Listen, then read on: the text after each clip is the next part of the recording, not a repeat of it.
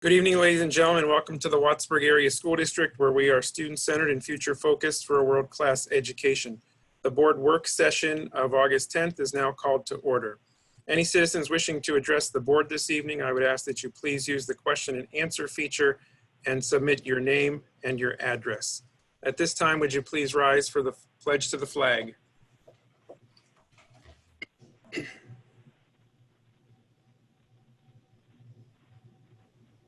I pledge allegiance to the flag of the United States of America and to the republic for which it stands, one nation, under God, indivisible, with liberty and justice for all. Thank you. May we have a roll call, please, Madam Secretary? Mr. Blazer. Present. Mrs. Farrell. Here, sorry. Mr. Mattson. Here. Mr. Paris. Mrs. Bekevich. Here. Mrs. Pound. Here. Mr. Pushchak. Here. Dr. Pushchak. Here. Thank you. Mr. Berlin, will there be school reports for next week? Dr. Pushchak, we'll probably have a brief update on what our final back to school plans are looking like. Okay, thank you. We'll look forward to that next week. There are no citizens that signed up for the agenda to address the board this evening. 2 citizens have signed up to address for 5 minutes. I will first recognize Mrs. Lori Zomzel for 5 minutes. Mrs. Zomzel.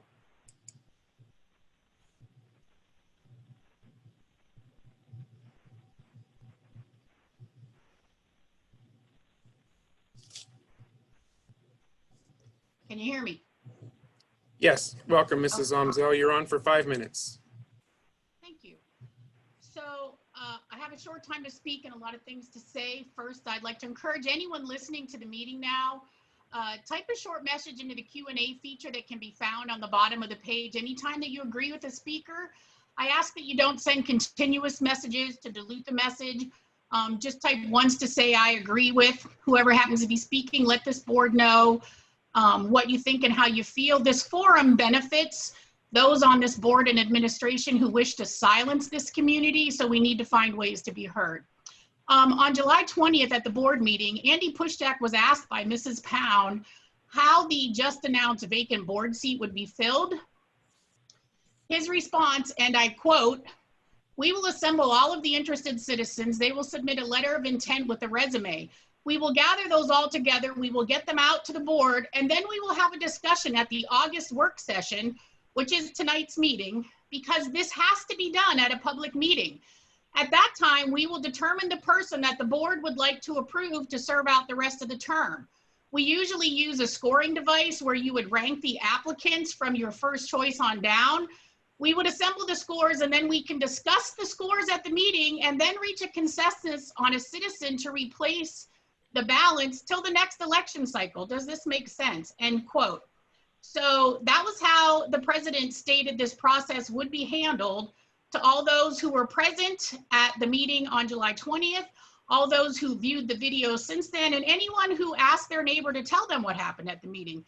But this is not what he actually did. Once the application deadline was reached, he instead called a special meeting with very short notice, exactly the same thing that happened with the turf field, if we will recall. And in my opinion, there was no urgency about this selection. The law gives the board 30 days to fill the position, and it easily met that guidance if the board had done what the president actually said they were going to do. Instead, he initiated a process where he called a special meeting, sent the letters of intent and the resumes to each of the board members, and then asked each of them to send him their top 2 picks for the open seat over the weekend. The meeting began last Monday for those who weren't here, and the only opportunity for public input was before anyone in the community knew who the applicants were. Public comment was closed, and then the president disclosed the applicants and the choices that he had already directed the board members to send him.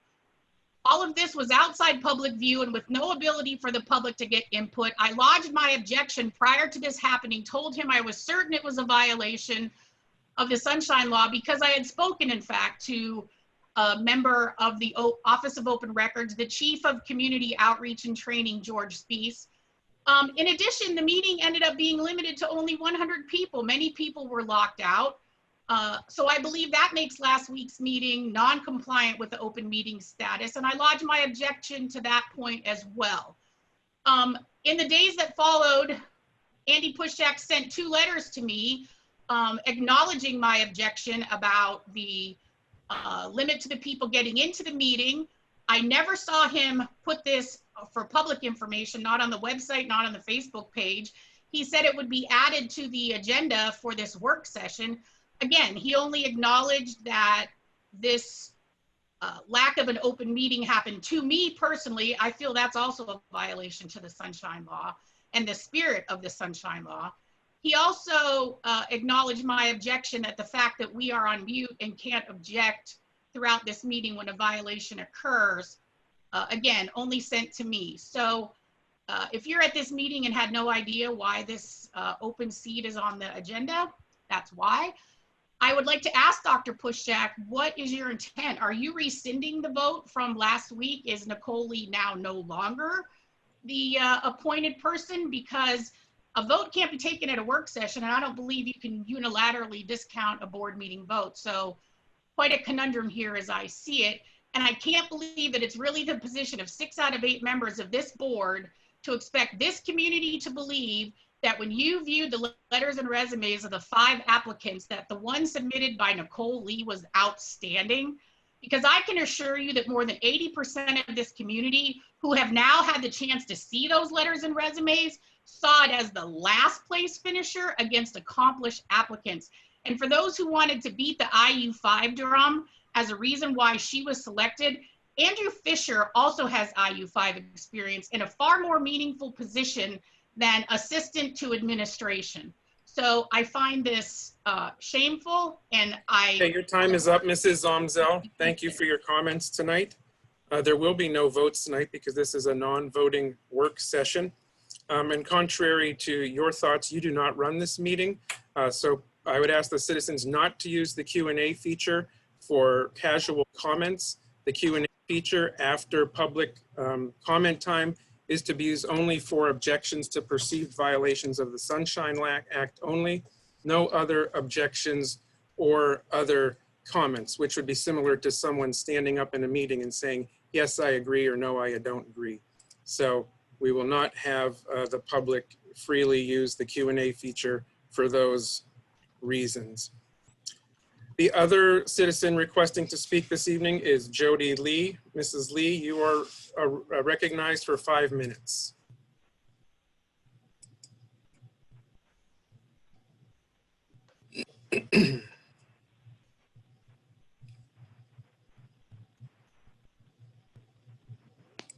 Hi, can you hear me?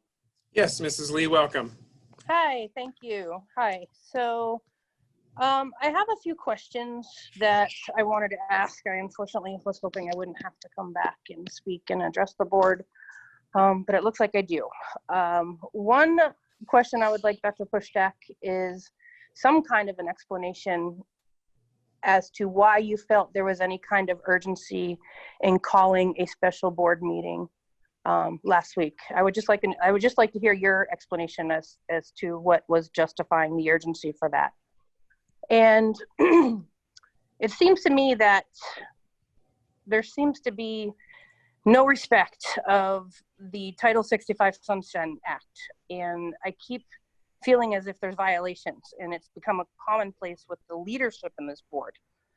So due to those suspicions, I am going to ask you, Dr. Pushak, to answer this question. Have you ever contacted by email or phone any member of this board to suggest to them how they should vote, whether it be for an office on this board, a motion before the board, or any other matter? And then I would also like to ask each member of this board the same question. Have you ever been contacted by Dr. Pushak or Mr. Berlin to suggest the way that you should vote on any matter before the board? And I'm going to leave it at that. And I would love if the rest of my time could be committed to getting answers to those questions. Thank you. Thank you, Mrs. Lee. The purpose for calling the special meeting was first to move the start of school forward, the start date for school. And we thought at that time, it would be best also to have a board member seated for the August meetings, but we're not going to do that anymore. So thank you for your comments. And we'll move on with our agenda. Dr. Pushak, may I answer her question? No, Mrs. Farrell, we don't get into a dialogue with our citizens at this time. Thank you.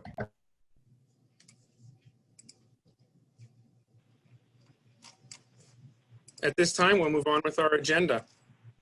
And that will bring us to Superintendent's Report. The chair recognizes Mr. Ken Berlin for Superintendent's Report. Mr. Berlin. Thanks, Dr. Pushchak. Mrs. Kelly, if you could let me share my screen.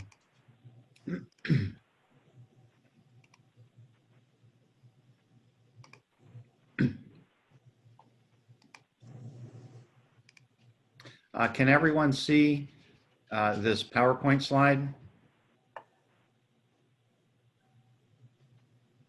It says PA Department of Health and Education.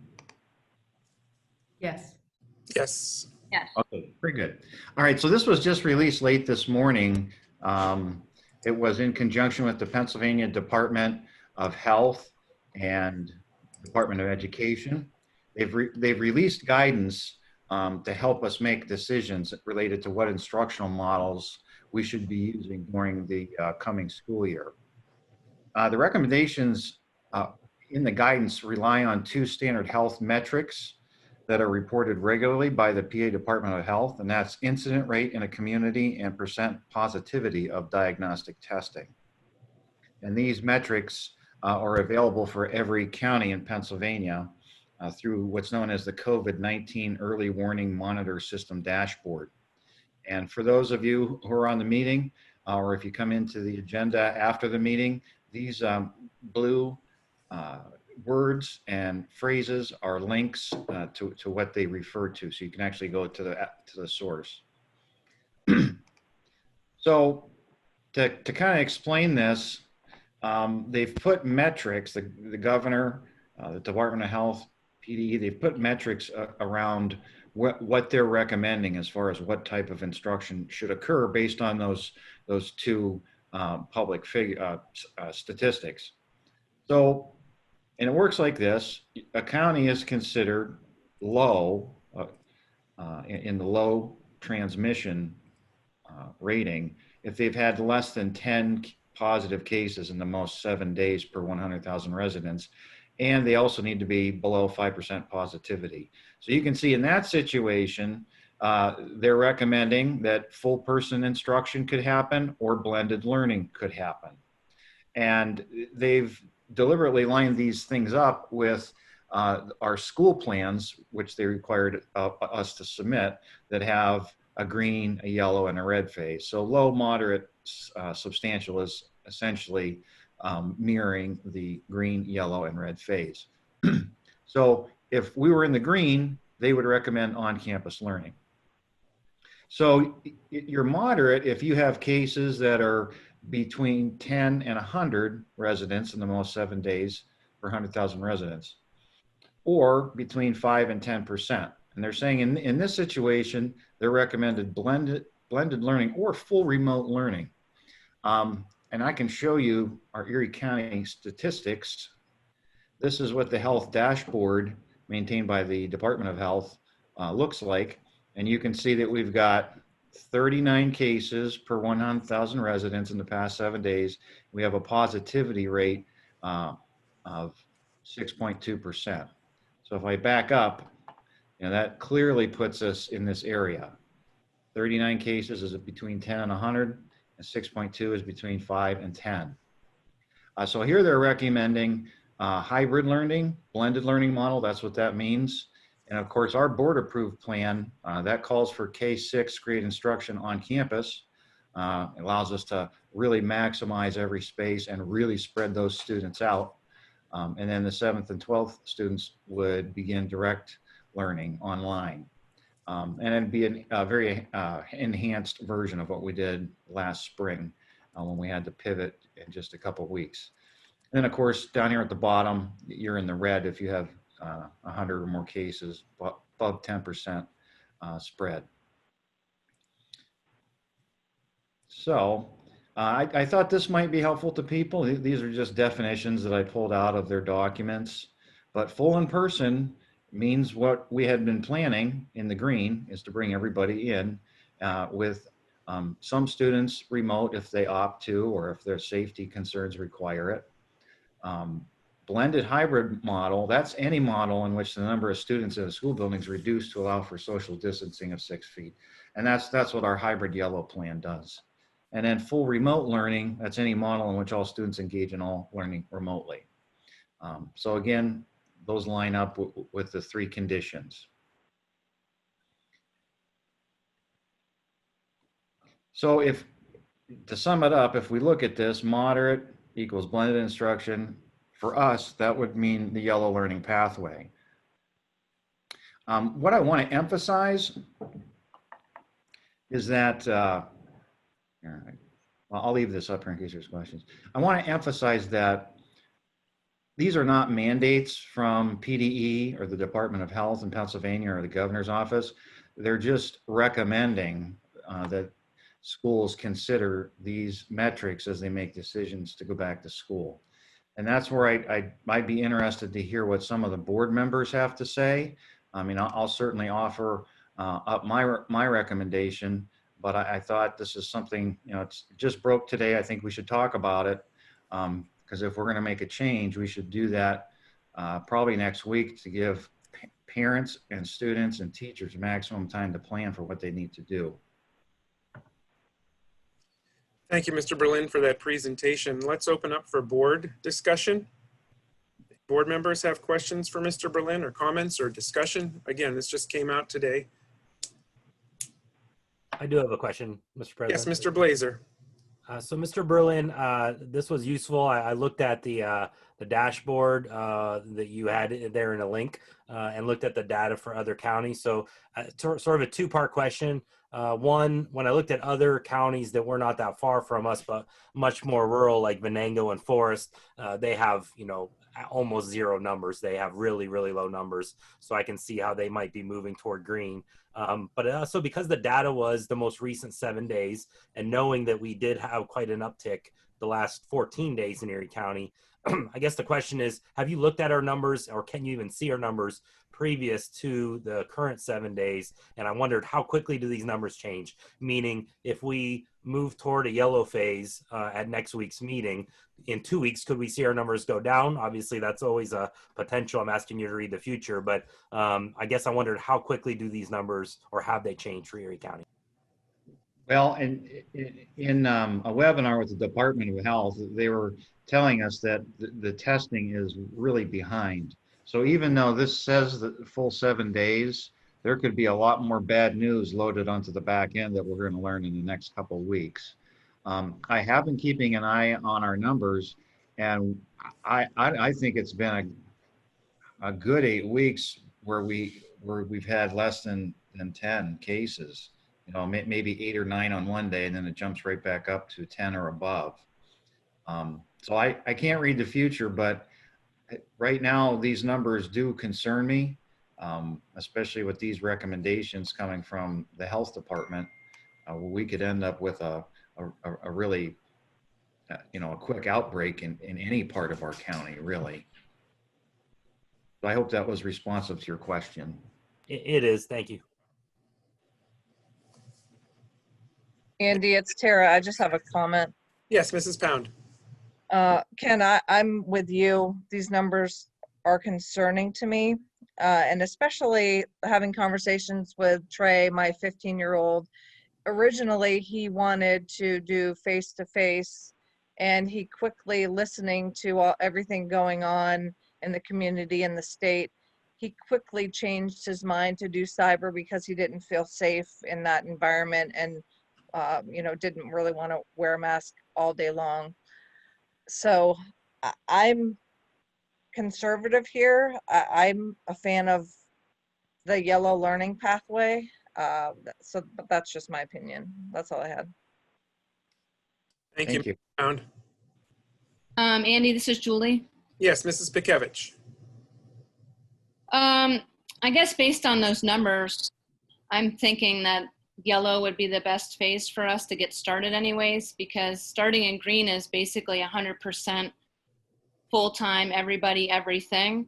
And that's really not how everything else in the community is doing things. You know, they're kind of easing in at 50% or 25%. So following those guidelines too, if we do yellow, we're basically kind of at a 50%, which, you know, then we can always change that, but maybe we should start that way. That's all I want to say. Thank you, Mrs. Pikevich. Thank you. It's not complete data, but we opened up registration for our totally online cyber through Fuel Ed that we presented, Mrs. Kelly presented last Friday. And I think we're up to 120 students already.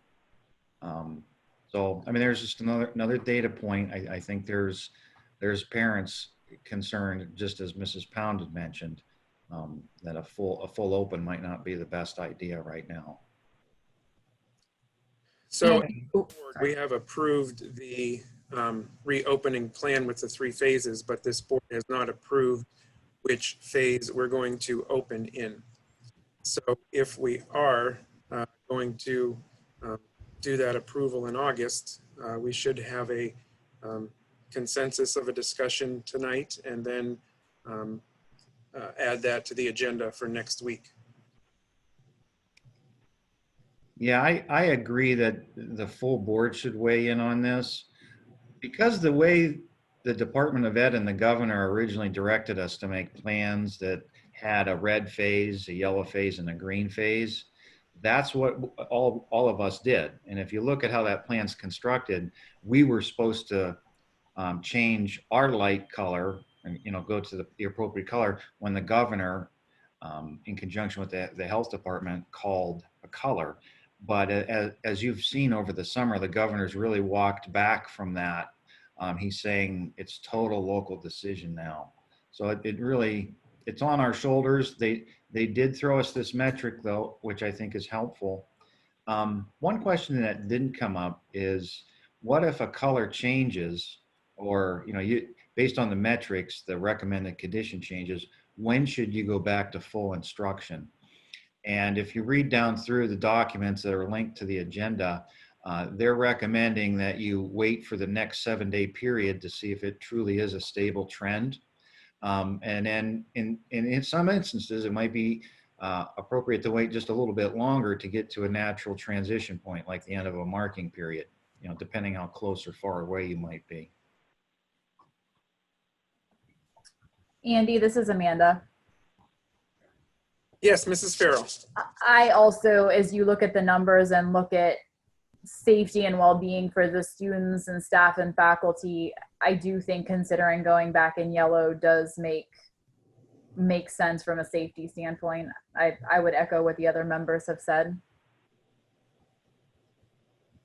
And I will add my comments, and I agree. I agree yellow is the way to go at this time based upon the information that we have. What do the principals think?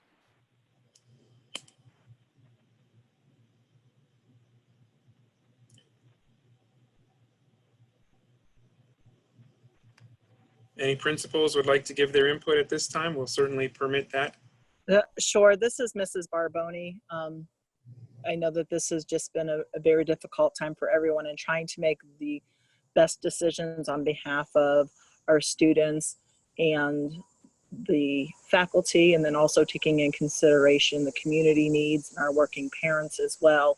I just feel that if we are going to start in yellow, at least for me, I prefer to have that information now, because part of our plan is having 3rd and 4th grade up at Seneca. So I do appreciate if we're going to do that, that would make sense to know now, and then I can have that lead time to better prepare 3rd and 4th grade for that area. And it does sound, from all the evidence that we've been hearing, that that is the safest and smartest decision to be making for the safety of everyone involved.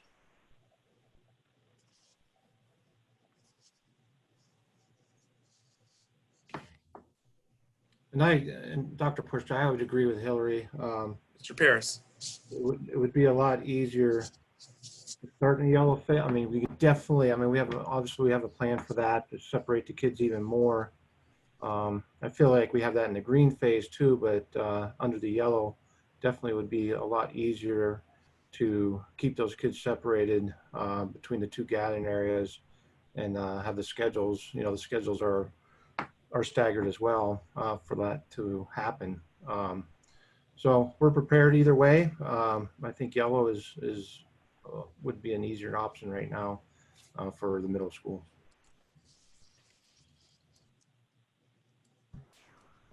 This is Mr. Miller. Yes, Mr. Miller. I'd just like to echo what Mr. Paris and Mrs. Barboni said. I think starting in yellow, you know, given the data points that Mr. Berlin presented tonight, I think that would be wise.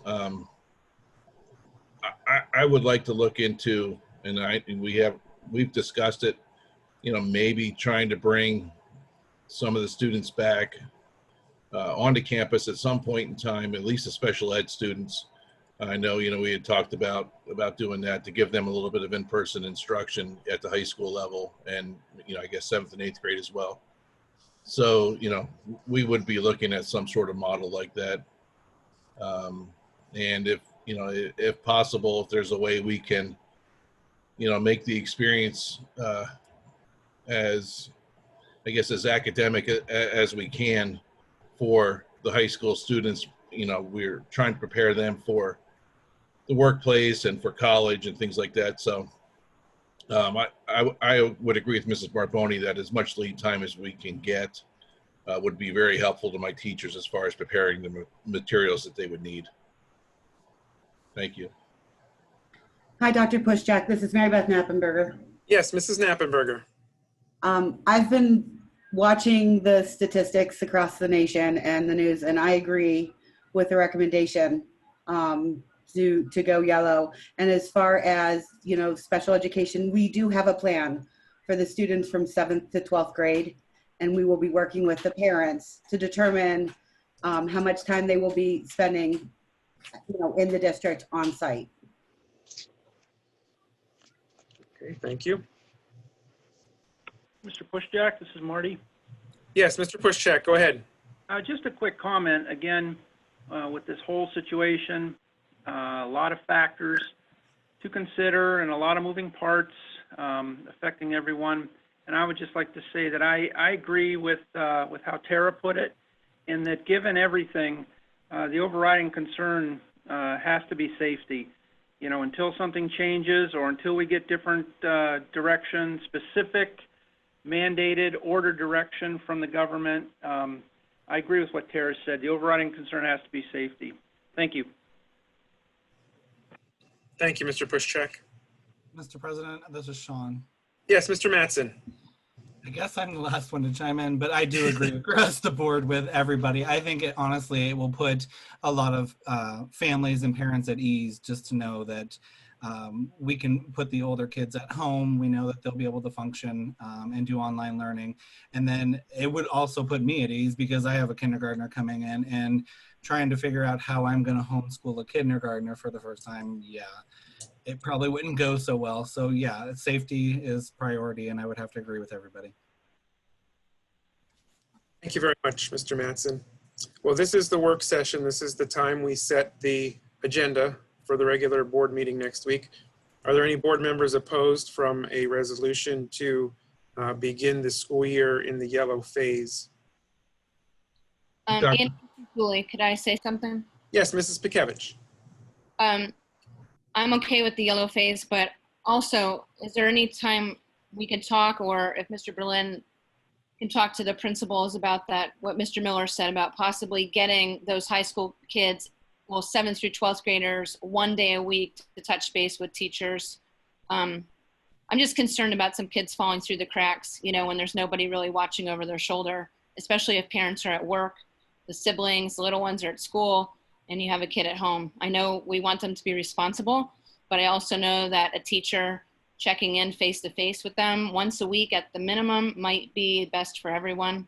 I don't know. I don't know if that's a plausible thing to do, but just a suggestion.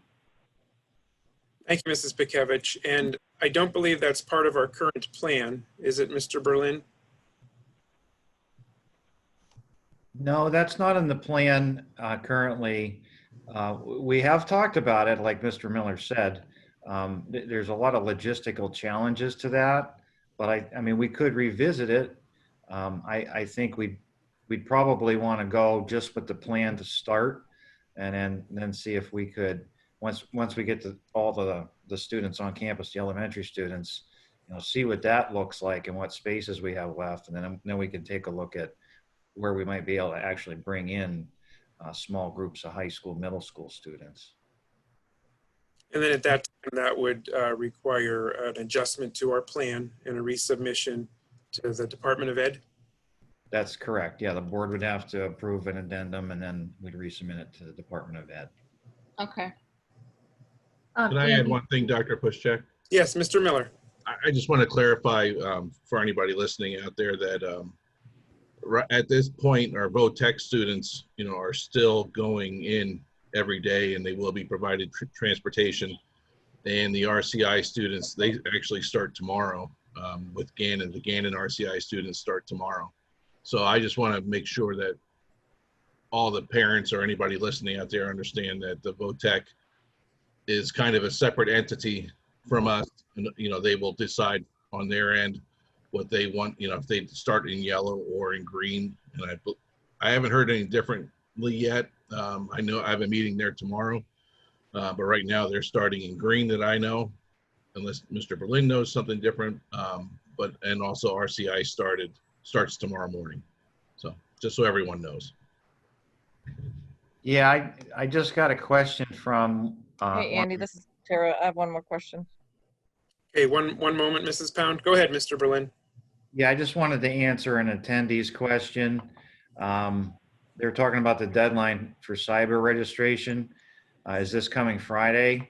And he says he or she, for parents like myself having kids in 8th and 1 in 6th, if we go yellow, I would not want one child at school and one at home.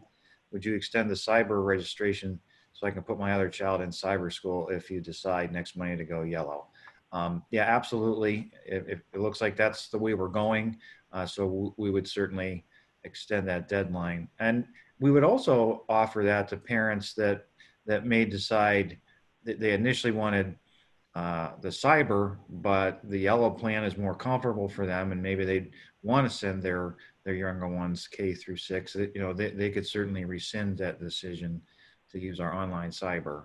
But we're trying to get the most accurate number we can on that program so we can build it out in our computer systems and get those students registered. Thank you, Mr. Berlin. Mrs. Pound. Yeah, Ken, with yellow for the going back to school phase, what does that do to the sports programs? Are they two separate things, or are they related? Yeah, that's a good question. Right now, well, up until this point, they've been mutually exclusive. We have one plan for back to school and another plan that we had to submit to PTE for athletics and extracurriculars. But PIAA and the governor are kind of in a showdown right now. The governor came out and said, I don't recommend any sports running until January at the earliest. And then PIAA responded the next day with a press release saying they're going to delay this start of sports, the official practice, till the 21st of August. And then they're going to release another statement at that time. So that's what I know about that right now. For the time being, sports can practice voluntarily, which I think our folks are doing. Mr. President, I have a question. Yes, Mr. Blazer. I wondered if Mr. Berlin or someone else could just remind the public participants of the meeting. So I know I talked to some that were not aware that we were not tied to basically the governor mandating our county, green, yellow, red. So you've clarified that tonight. But if we go back in yellow, I think most understand K through 6 and dividing up amongst all of our buildings. There were a couple other things that I remember from the plan. I just want to make sure I remember them accurately, and then you maybe explained if we missed any. One of the things is timing of when buses would be picking up youngsters would be different.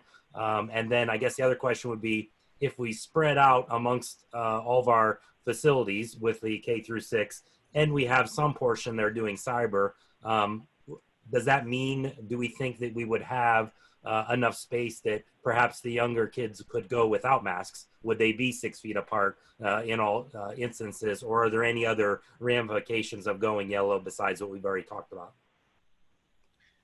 Okay, so the bus, I'll start with the bus first. Part of the plan in the yellow is we know we have moderate spread, so we want to take the most mitigation that we can put into the system. And one of that is using the whole bus fleet, all 25 buses, to run their normal 4 runs a day, but you're only picking up half the kids. So that means grades 3 and 4 have to go at the earlier time slot with the 5th and 6th graders. And those buses are they probably start picking kids up around 6:15 in the morning. So that would be an adjustment. And then the rest of the students, K through 2, would come in on the second bus run at the normal elementary time. And then, just reverse that in the afternoon. But I did have the bus garage run routes for the yellow, so we could see what the numbers looked like on the bus. On the buses, and it took the average ridership down from, I think it was 35 down to about 15. All right, so sometimes we have a little more than 15, sometimes a little bit less. That's how averages work. But that gets us really close to that CDC guideline of 6 feet on a bus, especially if we seat siblings together. So that's another advantage of I think it's a positive mitigation advantage of that particular plan. Did I get all that for you? What about masks? Do you foresee masks still being required within the buildings? Yeah, the reality of it is in the green, we had places where we could easily get 6 feet, but the rule there was 6 feet or the maximum extent possible. And the Secretary of Health said, if you're 6 feet apart and you're seated at a desk, you can take your mask off. Well, in reality, we knew that there were going to be times during the day where that wasn't possible for certain groups of kids. So we would have had to build in mask breaks. But especially when we look at the space that we have to work with when we put 3rd and 4th in the high school and K through 2 in the elementary, it opens a whole wing. And the Seneca classrooms, we can pick the largest ones and really get that 6 feet of distance so kids can have a good mask break at their desk, take it off while they're working. Thank you. Andy, this is Amanda. I had a quick question. Yes, Mrs. Farrell. As far as teachers and staff doing preparation, are we giving any guidance to how long we would stay in the yellow phase, starting in the yellow phase? Or, how does that look? I understand that we're going to look at, a rolling 7 or 14 day, but sitting as a parent, I don't want to say, okay, I'm going to go back in yellow and be in school for 14 days and go to green. So is there anything that the board is going to suggest, or Mr. Berlin, that you're suggesting of how staff and parents should prepare for how long we would be in yellow? I think what would make the most sense is, as we watch these metrics, if we start to get into the green and it looks stable, we're only ever really 2 weeks away or a week away from a board meeting. So I think at that time, we can wait to talk to the board, and we can have some discussion on transition time going back to green, if that were to happen, for example. Would we look at making the recommendation of starting in yellow and doing the first 9 weeks in yellow for that consistency? Or do you think that that's too much of a commitment to try to make up front? Well, yeah, okay, I misread your question a little bit. I actually would be in favor of that, and I don't want to speak for the principals and the teachers, but I think everyone involved, if we know, hey, we're looking at this quarter by quarter, that's going to be easier for families to plan for when they see a change coming. It's going to be easier for because there's going to be transition time if we come out of the yellow and go into the green.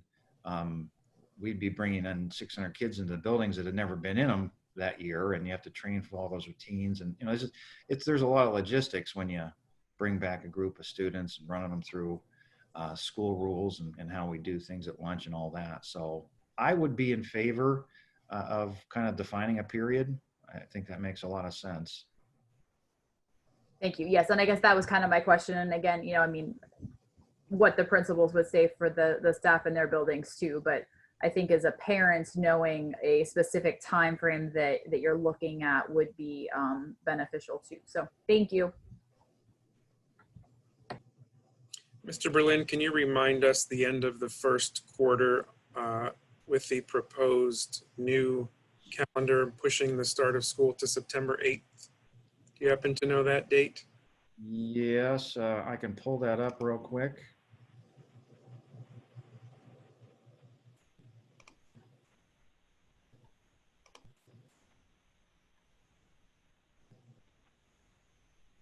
Well, it's actually on the agenda. Mrs. Kelly, can you share the agenda?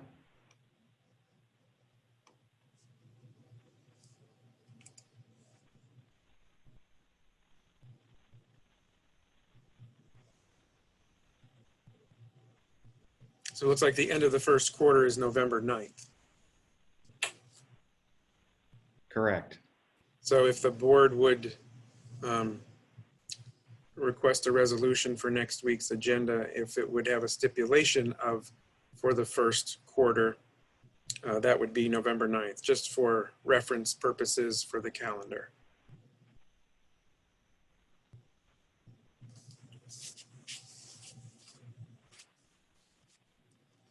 Are there any board members opposed necessarily to putting that qualification date down for the first quarter?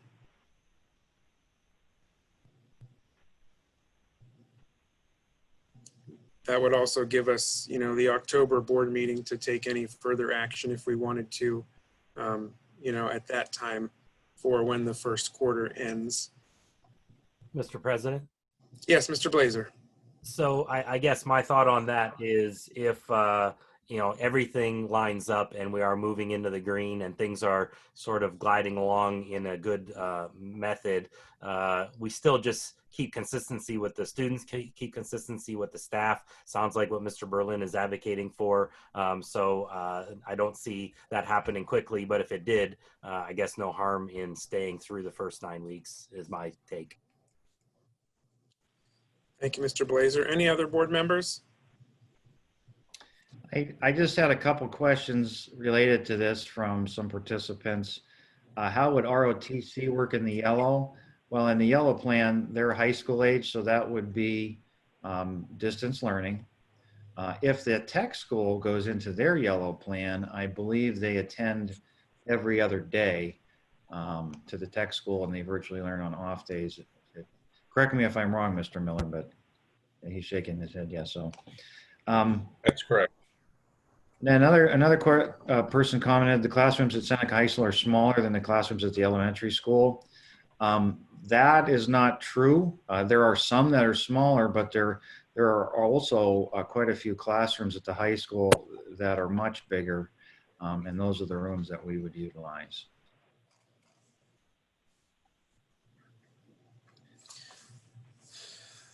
Mr. Berlin, is it the administration's recommendation that we start in the yellow phase for with a time frame of the first quarter? Yes, Dr. Pushchak. Okay, any board members opposed to that? We will add this agenda item for your consideration next week to have the Wattsburg Area School District begin September 8th, the start of school in the yellow phase for a period of the first 9 weeks or the first quarter. We will add that to the agenda for next week. Anything else under the superintendent's report this evening, Mr. Berlin? No, that's all I had, Dr. Pushchak. Once again, thank you and your administrative team for all of the hard work during these times and getting us the latest information on with which to make decisions so our families can plan accordingly. So thank you very much, Mr. Berlin. You're welcome. The next item on the agenda is the Business Administrator's Report. The Chair recognizes Mrs. Vicky Bendig for the Business Administrator's Report. Mrs. Bendig. Thank you, Mr. President. For tonight, I just have two reports. The General Fund Treasurer's Report, cash in the bank as of July 31st, 2020, $3,356,552.46. And checks that have been written since the last board meeting, just totaling $1,565.94. The rest of the reports will be ready for the board meeting next Monday. Thank you, Mrs. Bendig. Are there any questions from the board for Mrs. Bendig? Hearing none, thank you for that report, Mrs. Bendig. We look forward to the remaining reports next week. Under legal advisement, you will see LA1 and LA2. Those were the two items that were voted on at the special board meeting. And due to the situation where the attendee capacity was inadvertently set at 100, we certainly apologize for that. That has been revised and taken care of. And those two items, LA1 and LA2, will simply be to vote again on those two items to make sure that everyone is able to attend the meeting. Any discussion on LA1 or LA2 for next week's agenda? Hearing none, those two items will be on next week for your consideration. LA3 is the all hazards plan, and LA4 is the Title IX interim resolution. Any discussion or questions on LA3 or LA4? Hearing none, all four items under legal will be on the agenda for your consideration for next week. At this time, the chair recognizes Mr. Marty Pushchak for finance. Mr. Pushchak. Thank you, Mr. President. At this time, under finance, two items for the agenda next week. F1, we'll be asking the board to approve the monthly budgetary transfer from the budget versus actual report as outlined in the business administrator's report. Any discussion on F1? Hearing none, F1 will be on the agenda for next week. Thank you. And then F2, we'll be asking the board to reauthorize the district to utilize all procurement programs, including materials and services under the PA Department of General Services for the year 2021. Any questions or discussion regarding the purchasing program? Hearing none, the second finance item will be on the agenda for your consideration for next week. Thank you, Mr. Pushchak. Thank you, Mr. President. Under buildings and grounds, we have two items for your consideration next week. The first one is the YMCA child care agreement, and the second is the snow removal agreement. Any discussion or questions on the two items under buildings and grounds? Hey, Andy, this is Sarah. Sorry. Go ahead. Yes, Jeremy. Mrs. Pound, go ahead. How many people actually bid on the snow removal agreement? How many companies? Mr. Berlin or Mrs. Bendig, could you field the question and the process for the snow removal process?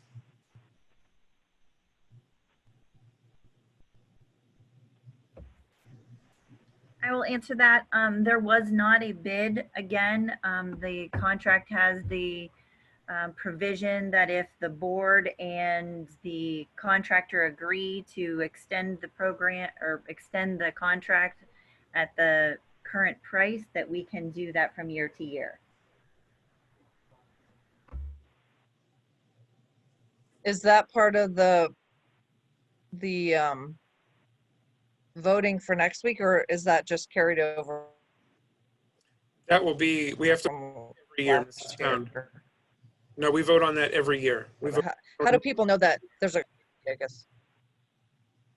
Sorry, I didn't hear what you said, Andy. I'm sorry. We vote on the snow removal agreement each year. Gotcha. Okay. Mr. Blazer, did you have a question?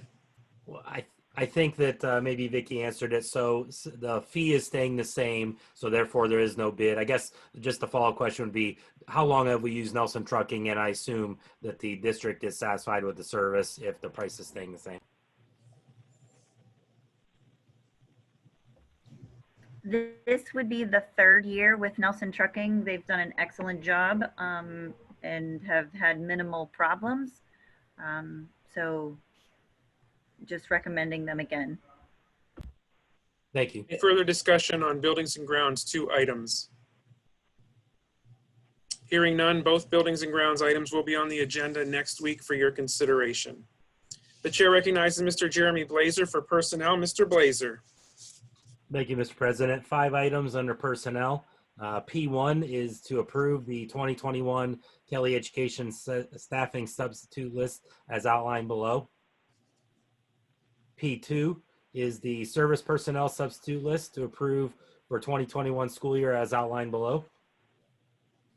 P3 is resignations to approve the resignation for the purpose of retirement of Robert David Hammer, life skills teacher, effective September 1st. P4 is appointments to approve the following appointments effective August 19th and listed below. I know we have a couple blanks, so I'm assuming that we're thinking we're going to have names for that for next week's meeting. And P5, the tuition reimbursement to approve the tuition reimbursement as outlined in the attachment. Thank you, Mr. Blazer. Is there any questions or discussions on the 5 personnel items? Mr. Berlin, are we on track for the bottom 2 appointments that currently have blanks? I believe so. I know the principals, they've been interviewing. So hopefully we'll have some names there. Okay, thank you. Any further discussion on the 5 items listed under personnel? Andy, this is Tara. I don't have a question on this one, but am I allowed to go back to the previous item, or is that not allowed?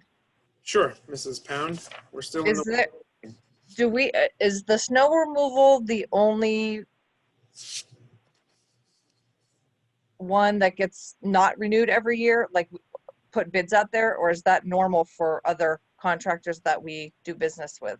It just strikes me funny that we don't put the bids out each year for the snow removal for people to have a chance at it.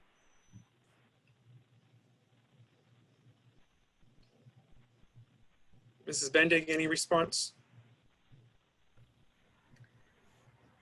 We do extend contracts from time to time without doing an RFP each time. The RFP process is quite extensive, and we can do that if you wish. We just have the provision in the contract to renew it each year without doing the RFP process if they're able to do it without a price increase, and we're willing to have them back due to their performance. Okay. So how do we, like, is that a vote if we want to do it yearly for the snow removal? Do we have to vote on that, or I'm assuming we do, but how does that work? Instead of voting it.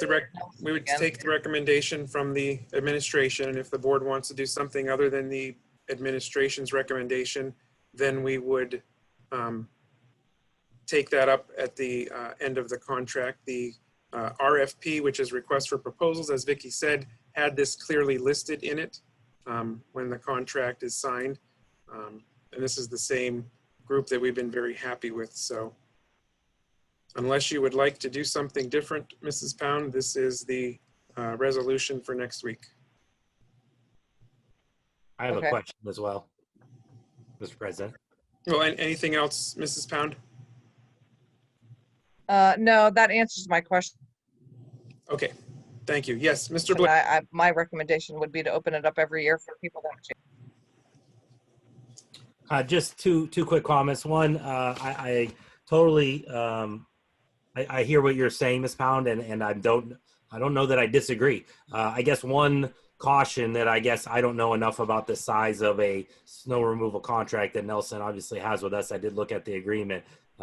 If we put out for bid, there's always a chance that we get 3 or 4 bids, but they're all higher than our existing costs, and then we're driving our cost up and potentially starting with a new vendor who may or may not have the same service. So putting out for a bid does sometimes get you lower costs, sometimes it gets you higher costs. So just a cautionary tale there, although I don't disagree with the competition and your what you were proposing.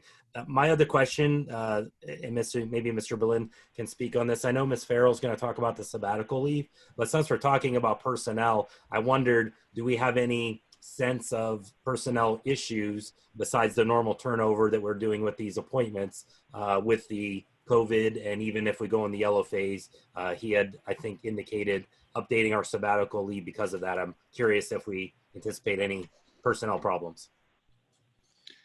Thanks, Well, Mr. Blazer. Mr. Berlin? Yeah, two things. There is another ramification of going out to RFP every time, and we suffered 5 long years through that process because we were putting out the snowplow thing every year. And what would happen is we'd get these small outfits that think they can do our campus with 2 plow trucks, and then we'd come in the morning and it would be absolute chaos with 25 buses and 600 cars converging on an unplowed or unthoroughly plowed campus. So that was very dangerous. And, you know, once a low bidder puts something out like that, you have to take it unless there's a disqualifying factor. So it does cut both ways. The snow removal on the campus has never been better than with this company, mainly because they have large enough equipment and they have massive commercial accounts with like Upper Peach Street and all those large shopping areas. So we're very happy with their work. And then Mr. Blazer, your question again, your second question? It was about the sabbatical update to the leave and if you anticipate any personnel issues, either with the yellow phase or even just due to COVID in general. Yeah, I mean, we do have some staff that, you know, have immunocompromised situations, or they might fall into that medically fragile area. And we'll work with them one-on-one if they need to take leave. And there are several different leave options depending on what their situation is, one of which is sabbatical. Hey, Andy, this is Tara. Can I just clarify something? Yes, Mrs. Pound. For the snow removal, I am not a fan of cutting costs to cut costs just to have something cheaper. Quality to me is number one. I was just asking if there could be bids to get quality and pricing. So if I came across that I was looking for something cheaper, that was not my intent. Just wanted to clarify that. Thank you, Mrs. Pound. I can say that this is the highest quality we've ever had. I concur with Mr. Berlin's remarks. Having children in all 3 schools, picking up, dropping off, I'm on campus quite a bit, and I've seen the last 3 years, it has never been better. All right, so last call on personnel items. There are 5. Any further discussion on personnel items? Hearing none, those 5 items will be added to the agenda for your consideration next week. Thank you, Mr. Blazer. The chair recognizes Mrs. Amanda Farrell for policy. Mrs. Farrell. Thank you, Dr. Pushak. There are 3 items looking to have added to the agenda for next week. The first is the first reading of the policy and to approve the first reading of policy 338 in regards to sabbatical leave. Any discussion on PL1, the sabbatical leave policy, first reading? Questions or discussion? Dr. Pushak, I'm not sure if it'd be beneficial just for others on the call if Mr. Berlin just wanted to give a quick highlight of what those are for the group. Sure. Mr. Berlin? Okay, so sabbatical leave, this is a policy that we've had for a long time. And in getting some requests for sabbaticals, teachers had questions. One of them was, can you just start a sabbatical for a period of time and then not finish it if conditions change? And we go all online and then it's not an issue, I'd come back to work. And so I had Knox Law Firm look into this, and sabbaticals in school code are really meant to be taken a semester at a time. And our policy did not reflect that reality and case law. So that's why Chris McClure is recommending this change in this policy so that it's clear. If you declare you're going to take a sabbatical, it's expected that it's going to be at least a semester long. If you want to take a whole year, we would need medical documentation halfway through your leave, you know, in that December area, where the doctor would speak to whether or not a medical sabbatical, for example, is required for the second semester. So we wanted to clarify those things so staff understand, you know, when you take a sabbatical, it's for X amount of time. And it can't be rescinded once we hire a long-term sub. And that's the other piece of the equation. It's very hard to find a long-term sub when you tell them that, well, it might only be 3 weeks, it might be 4 weeks if the person decides to come back. So it really helps all parties involved, and that's the reasoning for that policy change. And then the dress grooming supplement, did you want me to talk about that? Sure. Do you need me to read them first? I'm fine with either way. Go ahead, Mrs. Farrell, and introduce them, and then we'll have Mr. Berlin address them, PL2 and PL3. Okay, so PL2 is to waive the presentation / first reading of policy 221.1, dress grooming supplement. And then PL3 is to adopt policy 221.1, dress grooming supplement as outlined. Okay, thank you. Mr. Berlin? Thank you. So again, this came about through discussions with our solicitor, Chris McClure. Principals and teachers were expressing concerns to me that, you know, what if we have students that just refuse to wear masks when they're in the building? Because there are some people that, you know, have expressed the fact that they don't want to be told to wear masks. They're not going to comply. So this would tie into our student code of conduct, really, and it would give us, it states forth kind of a sequence of discipline that could occur.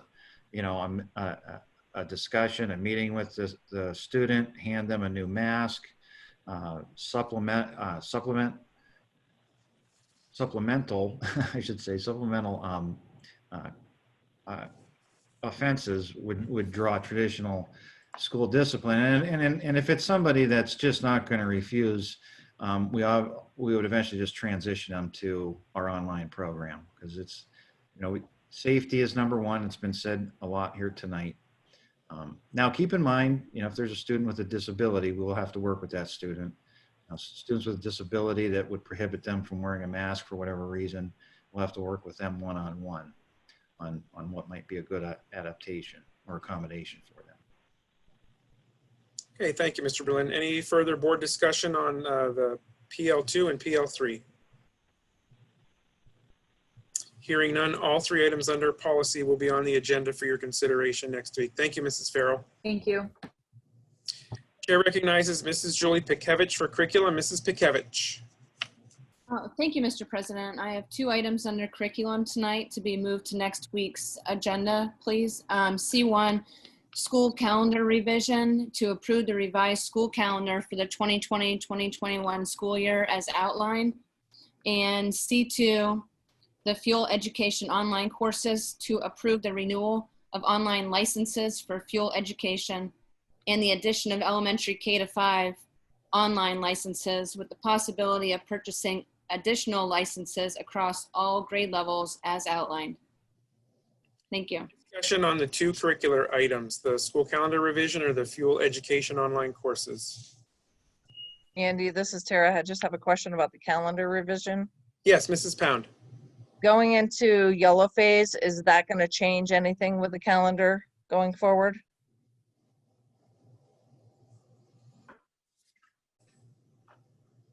I really don't think so. Okay. Any further discussion on the 2 curricular items? Mr. Pushchak, when would our graduation date be? Mrs. Kelly, can you pull up the revised calendar?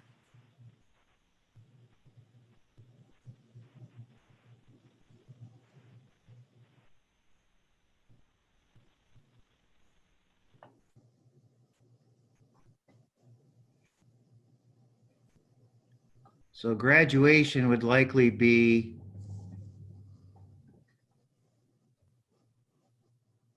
the 11th of June. Unless for some reason we had to call more than 4 snow days. And that might bump that. But you never say never, but we've been lucky so far. Okay, thanks. That's all I have for tonight, Mr. Pushcheck. Thank you. Hearing no other questions, the 2 items for curriculum will be on the agenda for your consideration next week. Thank you, Mrs. Pound. The chair recognizes thank you, Mrs. Pikevich. Yeah, no problem. I knew what you meant. I'm ahead of myself. The chair recognizes Mrs. Tara Pound for technology. Mrs. Pound. Thanks, Andy. For technology, we have no items this week for technology. Thanks. I thank you, Mrs. Pound. Under transportation, we have 3 items. One is to approve the Durham bus drivers, one is to approve the bus routes, and one is to approve the other transportation requests that we know after approval may be subject to change due to situations that may occur. So 3 items under transportation. Any discussion on the 3 items?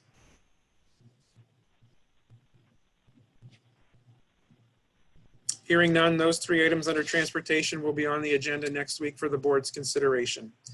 The chair recognizes Mr. Sean Matson for athletic and extracurricular. Mr. Matson. Thank you, Mr. President. I have 5 items this evening to pass on to next week's board meeting. The first one is AE1, athletic resignation, as stated below, to accept the resignation of David Seabolt as second assistant football effective July 28th, 2020. AE2, extracurricular appointments, to approve the following extracurricular appointments for the 2020-2021 school year as stated below. AE3, athletic appointment, to approve the appointment of Seth Hembry as second assistant football for the 2020-2021 school year at step 1. AE4, activity accounts for organizations, to approve the activity accounts for the 2020-2021 school year for the organizations as outlined. And AE5, game help list, to approve the following game help list for the 2020-2021 school year as the name stated below.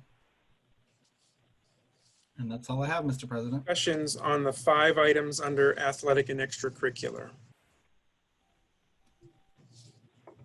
Hearing none, those 5 items will be on the agenda next week for your consideration. Thank you, Mr. Matson.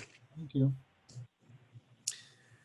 We have 2 items under miscellaneous for your consideration next week. One is the resolution regarding retention and destruction of special education, gifted education, Chapter 15, Section 504 records, and then also to declare items as surplus. Any question or discussion on the 2 miscellaneous items? Hearing none, those 2 items will be on the agenda for next week for the board's consideration.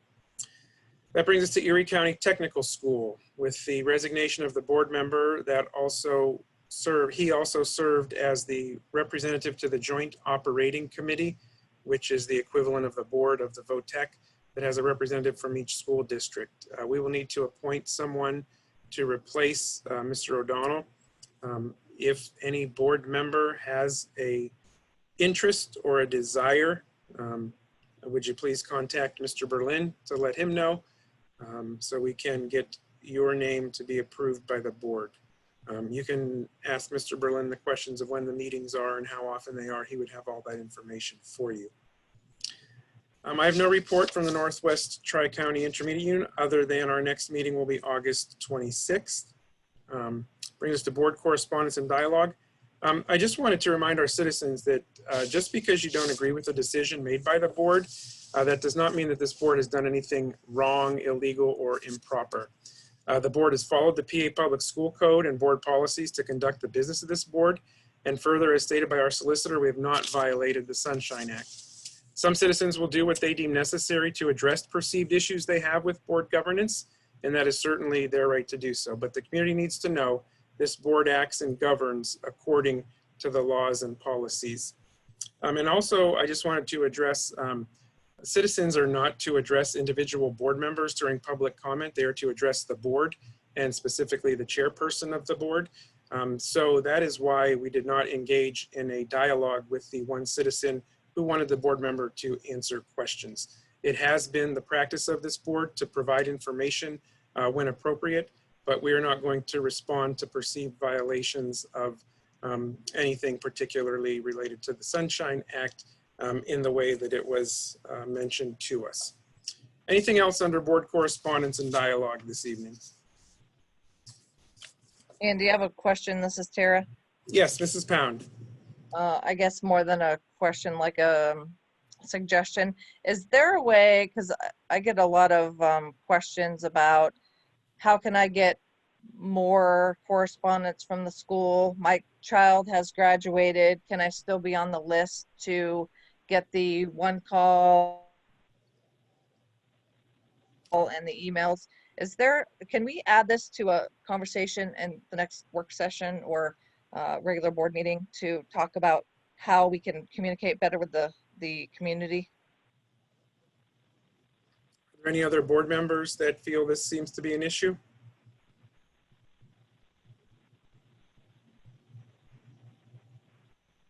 I do know I've also heard from some parents of graduates who have just asked for updates on things. I'm not sure what past practice has been with communication for past folks. I know that there's been changes to what the newsletters are that are going, so I'm not sure if that's our first step approach or what an active Facebook page would be from the district.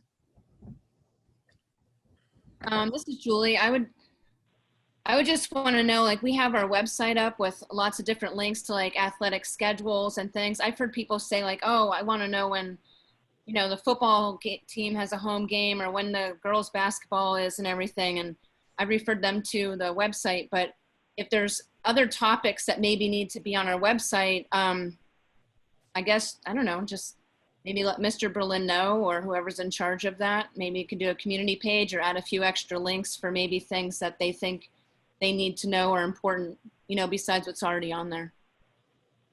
That's all. Yeah, those are things we can do easily. The all-call system is linked to our student information system. And when we roll students over and bring the new kindergarten class in, you know, the seniors are automatically taken out of that call system. It's not designed to house an unlimited amount of cohorts of students as they graduate. Mrs. Kelly, could you remind us the current venues that we have right now for disseminating information from the district? In addition to the all call, the all emails that go to students that are registered, we have our newsletter, and what other platforms do we utilize?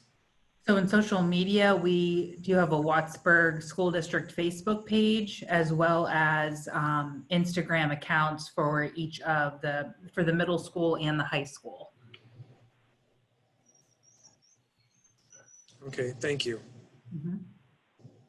Mrs. Pound, those venues don't seem to be enough to get information out to the citizens?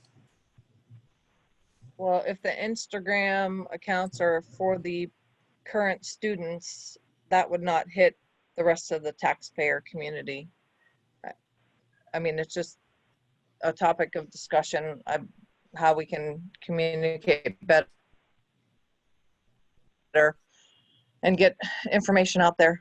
Not everybody's on social media. Some people like, you know, the snail mail effect or phone calls. I don't know. It's just a topic of discussion that I wanted to bring up. Yeah, and that's really one of the purposes of why I restarted the Bobcat Pride newsletter, because we wanted to get news about what's happening in the schools with our students out to everybody. And as you've pointed out, Tara, mail still is effective in reaching people, especially in our community that, you know, that might not be hooked to the internet.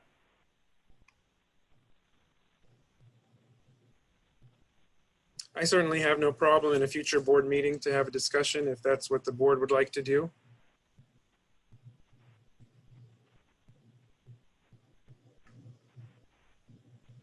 Any comments from any other board members?